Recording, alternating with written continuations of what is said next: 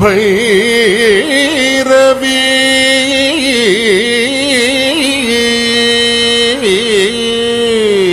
ഭൈരവി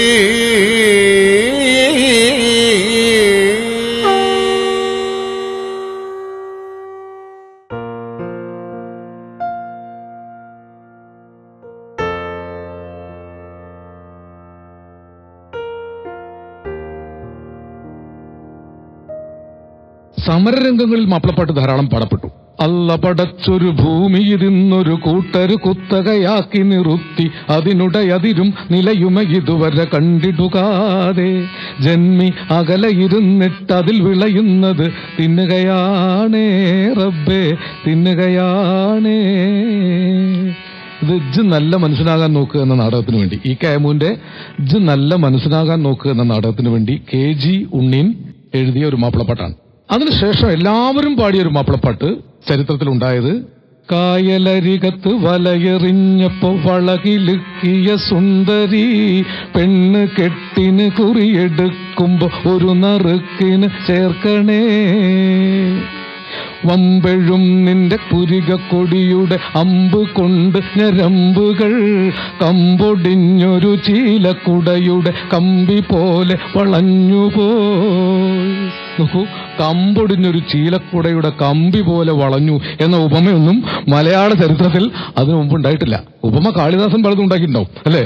വമ്പഴും നിന്റെ പുരികക്കൊടിയുടെ അമ്പുകൊണ്ട് ഞരമ്പുകളൊക്കെ കമ്പൊടിഞ്ഞ ചീലക്കുടയുടെ കമ്പി പോലെ വളഞ്ഞുപോയി എന്ന് പറഞ്ഞ ഗ്രാമീണമായ ഉപമ പി ഭാസ്കരനാണ് എല്ലാവരെ കൊണ്ടും മാപ്പിളപ്പാട്ട് പഠിച്ചത്.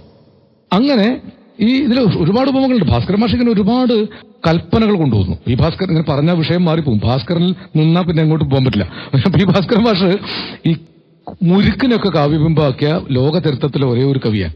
വനജ്യോത്സ്ന കടമ്പ് വൃക്ഷങ്ങളൊക്കെ സാധാരണ കവിതയിൽ കാവ്യബിംബങ്ങളായിട്ട് വരാറുള്ളൂ. മുരുക്കൊന്നും സാധാരണ ആരും കാവ്യബിംബാക്കി മാറ്റാറില്ല.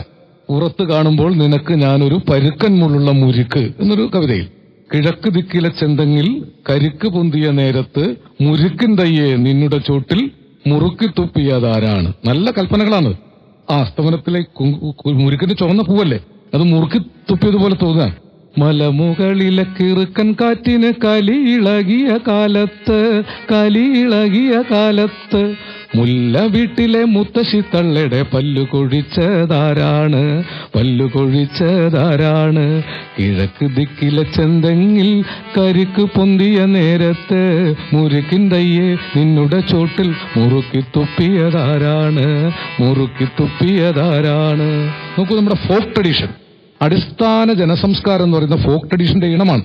ഈ ഇനങ്ങളെയാണ് രാഘവൻ, അന്ന് രാഘവനാണ് ആദ്യമായി മലയാളികൾക്ക് ഈ പാട്ടുണ്ടാക്കി തന്നത് അല്ലെ.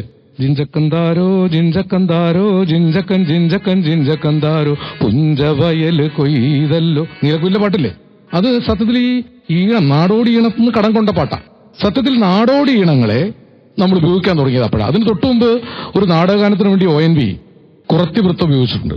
പൊന്നരിവാളമ്പിളിയിൽ കണ്ണെറിയുന്നോളെ ആമരത്തിൻ പൂന്തണലിൽ വാടി നിൽക്കുന്നോളെ. സത്യത്തിൽ അത് കുറത്തിവൃത്തത്തിലാണ് എഴുതിയതെങ്കിലും ദേവരാജൻ അതിനെ മനുഷ്യവൃത്തമാക്കിയിട്ട് മാറ്റി. ഈ ജാതീയത മായ്ച്ചു കളഞ്ഞു അല്ലേ. ഇത് കേൾക്കുമ്പോൾ ഇങ്ങനെ കേട്ടാൽ അത് കുറത്തിപ്പാട്ടാ തോന്നും. പൊന്നരിവാളമ്പിളിയിൽ കണ്ണെറിയുന്നോളെ ആമരത്തിൻ പൂന്തണലിൽ വാടി നിൽക്കുന്നോളെ. അതൊരു ജാതീയമായ അടയാളങ്ങളൊക്കെ മാഞ്ഞുപോയി. മാനുഷികമായ ഒരു ഉണർവ് വന്നു. ഇതാണ് വാസ്തവത്തിൽ നാടക ചലച്ചിത്ര ഗാനങ്ങൾ ചെയ്ത സുപ്രധാനമായ സേവനം.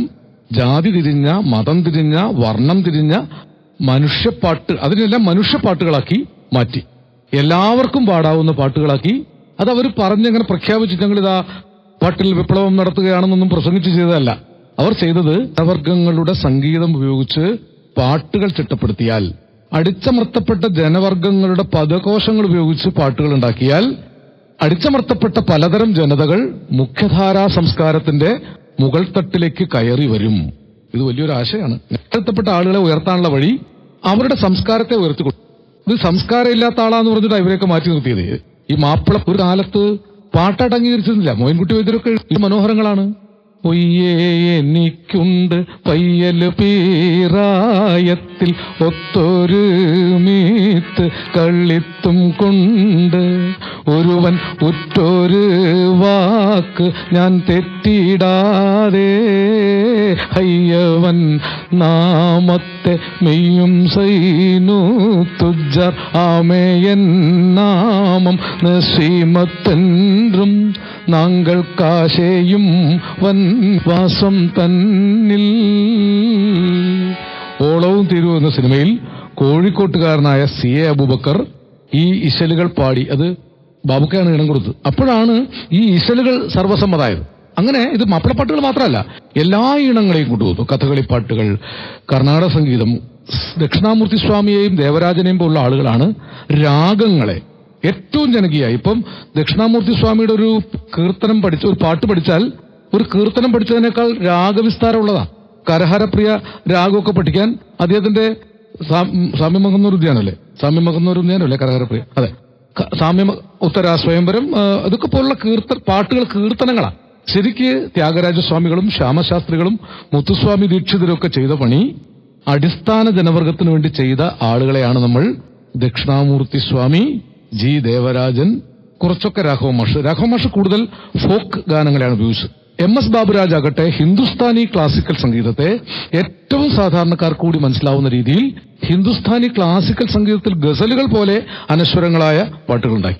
ജാലക തിരശീല നീക്കി ജാലമെറിയുവതെന്തിനോ, ജാലക തിരശീല നീക്കി ജാലമെറിയുവതെന്തിനോ, തേൻ പുരട്ടിയ മുള്ളുകൾ നീ കരളിലെറിയുവതെന്തിനോ, സുറുമയെഴുതിയ മിഴികളെ പ്രണയമധുര തേൻ തുളുമ്പും സൂര്യകാന്തി പൂക്കളെ, സുറുമയെഴുതിയ മിഴികളെ.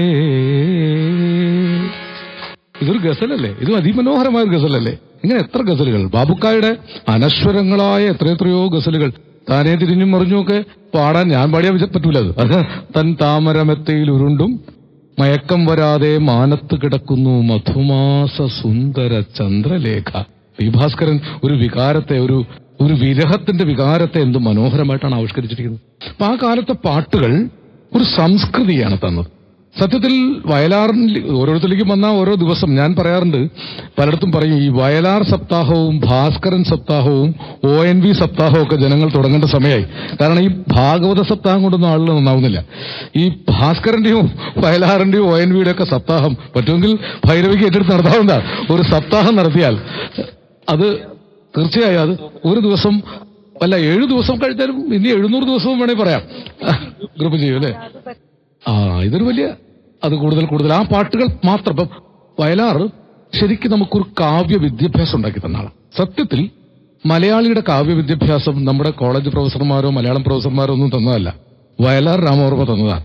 ഭാസ്കരൻ വേറെ നിലയ്ക്ക്, വയലാർ എന്ത് ചെയ്തു വെച്ചാൽ ലോകത്തെ മിക്ക കാവ്യങ്ങളെയും, ലോകോത്തരങ്ങളായ കാവ്യങ്ങളൊക്കെ മലയാളത്തിലേക്ക് പരിഭാഷപ്പെടുത്തി എന്ന് പറയാം.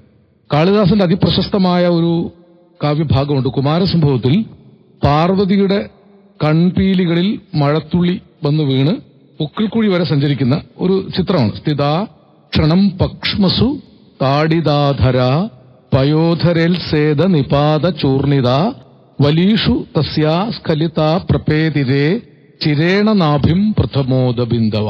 ഇതാണ് കാളിദാസന്റെ പദ്യം. ഇതിനെ ഭൂമിദേവി പുഷ്പിണിയായി എന്നൊരു സിനിമയ്ക്ക് വേണ്ടി മലയാള കവിതയിലേക്ക്, സിനിമ പാട്ടിലേക്ക് പരിഭാഷപ്പെടുത്തിയിരിക്കുക.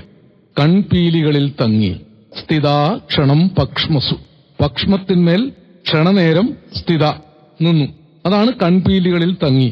ചുണ്ടിലെ കമലക്കൂമ്പുകൾ നുള്ളി മാറിൽ തട്ടിത്തടഞ്ഞ് ചിതറി മൃദുരോമങ്ങളിൽ ഇടറി പുക്കിൾക്കുഴിയൊരു തടാകമാക്കിയ പവിഴമഴത്തുള്ളി. ഇത് ശരിക്കും കാളിദാസനെ അതേ പദാനുപദം പരിഭാഷപ്പെടുത്തിയിരിക്കുക. പനിനീർമഴ പൂമഴ തേന്മഴ മഴയിൽ കുതിരുന്നൊരഴകേ, നനയുന്നത് കഞ്ചുകമോ സഖി, നിന്നെ പൊതിയും യൗവനമോ. ഒരു സിനിമാ പാട്ടായത്. ഇത് മനോഹരമായിട്ട് ഹാർമോണിയം അങ്ങനെ പിന്തുണയ്ക്കുമ്പോൾ ഇതൊരു ലയമാണ് ഉണ്ടാകുന്നത് അല്ലേ. ഇങ്ങനെ ഒരുപാട് പാട്ടുകൾ, എത്രയോ പാട്ടുകൾ ഞാനിങ്ങനെ ഉദാഹരിക്കാൻ തുടങ്ങിയാൽ വയലാറിൽ നിന്ന് അവിടുന്ന് പുറത്തേക്ക് വരാൻ പറ്റില്ല, ONVയിൽ നിന്നാൽ അവിടുന്ന് പുറത്തേക്ക് വരാൻ പറ്റില്ല, ഭാസ്കരനിൽ നിന്നാൽ അവിടുന്ന് പുറത്തേക്ക് വരാൻ പറ്റില്ല. ഈ സംഗീതത്തിൽ തമ്പിസാർ, യൂസഫ് അലി കച്ചേരി വരെയുള്ള ഓരോരുത്തരും ഓരോ ഇതിഹാസങ്ങളാണ് പാട്ടെഴുത്തിൽ. സംഗീതത്തിൽ രാഘവനും ദക്ഷിണാമൂർത്തി സ്വാമിയും ജി ദേവരാജനും പുക്കഴേന്തിയും ചിദംബരനാഥും MK അർജുനനും ബാബുരാജും പിന്നീട് വന്ന സലിൽ ചൗധരി, ഇവിടെ കടം കൊണ്ട ആളാണെങ്കിൽ സലിൽ ചൗധരിയും MBS, MS Viswanathan, Raveendran, Johnson, അതിനിടെ കൂടെ അത്രയൊന്നും പ്രശസ്തരാവാതെ ഒന്നോ രണ്ടോ പാട്ടൊക്കെ ചെയ്തു പോയ ആളുകൾ, ജോബിനെ പോലുള്ള ആളുകൾ അല്ലെ, ശ്യാമിനെ പോലുള്ള ആളുകൾ, പിന്നീട് ഒരുപാട് ജോയൊക്കെ കുറെ നല്ല പാട്ടുകൾ ചെയ്തിട്ടുണ്ട്. എത്രയോ നല്ല നല്ല സംഗീതജ്ഞർ. ഈ ജോബിന്റെ അല്ലിയാമ്പൽ കടവിലെന്ന് ഇറക്കി വെള്ളം എന്നൊരു ഒറ്റപ്പാട്ട് ലോകോത്തരമായൊരു പാട്ടാ. ശരിക്ക് ഈ പിയാനോ ഉപയോഗിച്ച്, പിയാനോയുടെ കോഴ്സ് മാത്രം ഉപയോഗിച്ചുള്ള അപൂർവമായ പാട്ടുകളൊന്നാണ് അല്ലിയാമ്പൽ കടവിൽ. അങ്ങനെയുണ്ട്. ഞാൻ ഒരു പാട്ടിലേക്ക് പാടാൻ തുടങ്ങിയത് അവസാനിക്കില്ല, അതുകൊണ്ട് അങ്ങനെ ചാടി ചാടി ഓരോ വിഷയങ്ങളിലേക്ക് വരിക.